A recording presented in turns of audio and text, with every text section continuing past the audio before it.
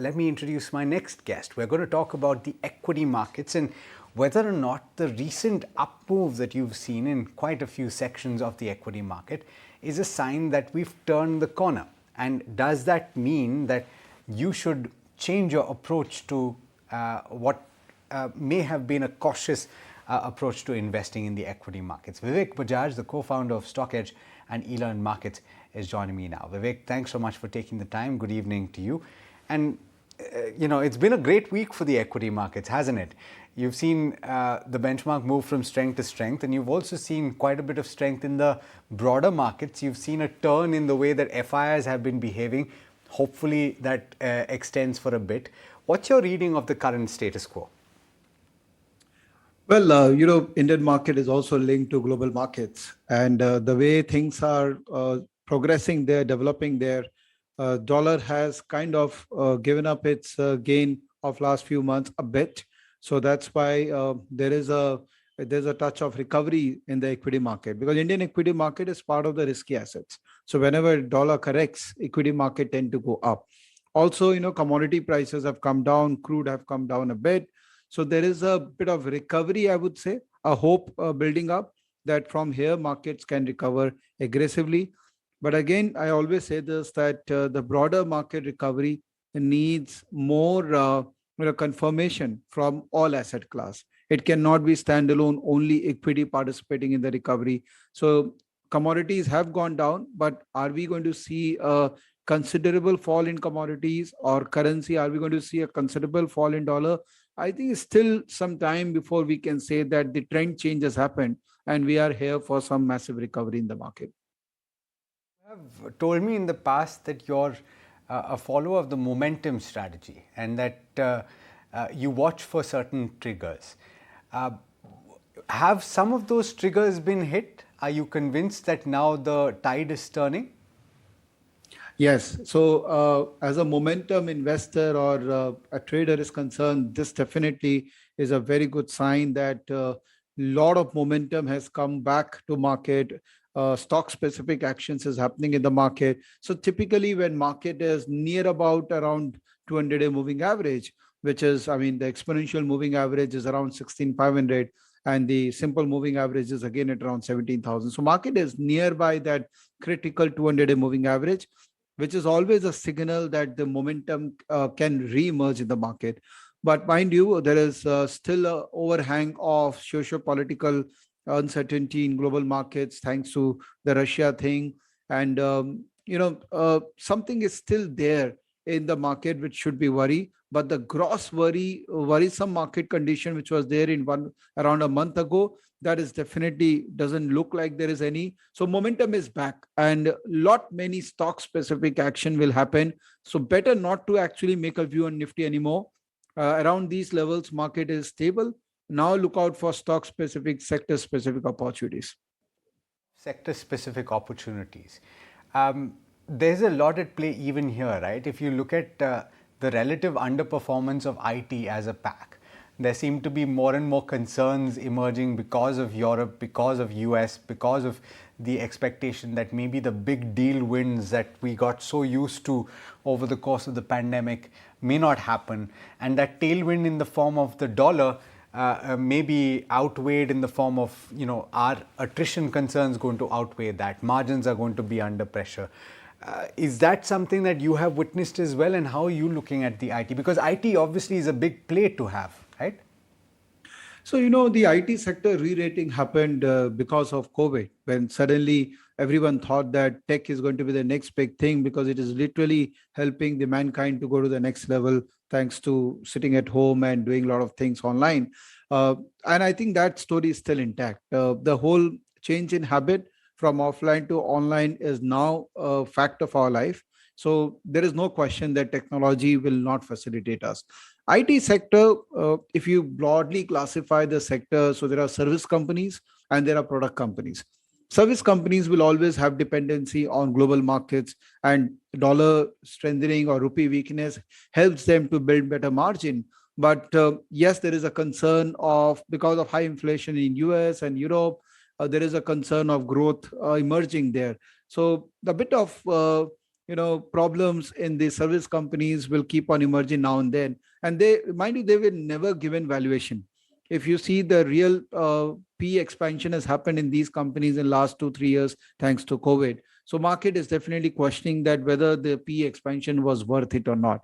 But the product companies, which are more boutique companies who have well established product pipeline, I think they will do good. So rather than making a view on IT sector overall, one should go very stock specific and look out for business models which are unique and long-term sustainable.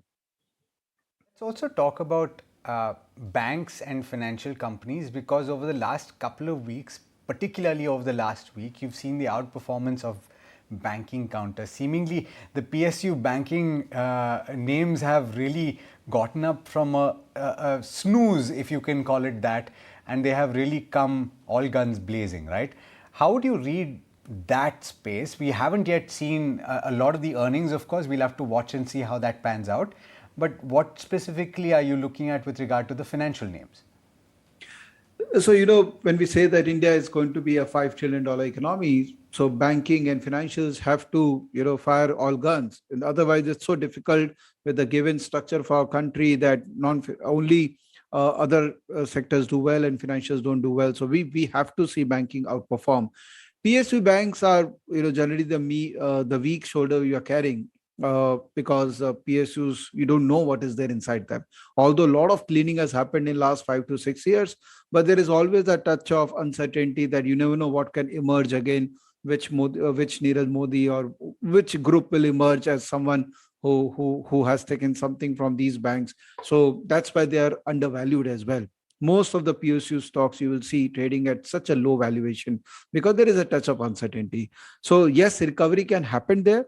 But it has to be very specific. And if I have to put my money, I will put money on the big daddy, maybe State Bank, maybe Bank of Baroda and all the likes, which are top guys. And if that all recovery will happen, they will be the first one to get the benefit. Private banks are still looking very good. But I think finance overall, non-banking, that would really emerge as winner. They have seen tremendously bad times in the last 2-3 years. But coming 5 years, if we all have to become $5 trillion economy, I think banking has to finance has to fire all guns for that recovery. The commodities, you mentioned that obviously we are seeing commodities cool off just a tad bit, but there are still a lot of uncertainties at play. One of the factors that a lot of people bet on was that the commodity picture was going to be very clear over the course of the next few years, at least. We're in a very one-sided bull run on commodities, and therefore a lot of these plays that had underlying commodities did really well, right? Do you think that the steel companies, for example, the likes of Vedanta, all of these, do you think there's still merit in looking at them, or would you wait and watch to see how things pan out, where the dust settles? So commodities company have been a big beneficiary of the massive supply of money globally. All the central banks were providing, and typically that's how the things are. That if commodity prices go up, the margins goes up, and suddenly all the companies becomes quite undervalued. But you see what has happened in a couple of months. Suddenly the change in the stance by all the governments that inflation is a big concern, and money printing is no more an option for the time being. So that's why direct attack on inflation, so that the growth which is getting hit because of inflation, that can be controlled or moderated, and the next level of growth can be planned. So I think commodities for some time will be under attack by most of the governments because they want inflation to be under control. But the broader long-term cycle of commodities has turned. When I started my career as a commodities trader, and I know that this cycle turn has happened after many years. So do I see a downturn in commodities? No, not at all. I think it's just a short-term target on inflation, which is leading to downfall. From next year, I feel commodities will do reasonably well, and all these metal stocks or cement and other which are more infrastructure oriented, they will do reasonably well from next year. Then Vivek, if I were to ask you and obviously long-term strategy has to remain consistent and constant, right? But at least in the near term, for the rest of this year perhaps, what strategy should the Indian retail investor have? Well, frankly speaking, you have to plan for only few months these days, because next year what is going to happen, it's very difficult to give a realistic assessment now.